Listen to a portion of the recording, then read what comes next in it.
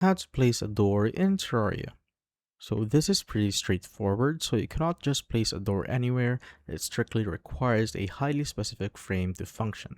So first, craft a door at a standard workbench using exactly 6 blocks of wood or other primary materials. Second is you must create an MC opening that is exactly 3 tiles high and 1 tile wide. So let's try to do that. So here I have 3 tiles high right here and 1 tile wide. So make sure that this opening strictly must have a solid block or a platform directly above and directly below the 3 tile gap. Then select your door in either your hotbar or your inventory and click directly inside the empty space just like that.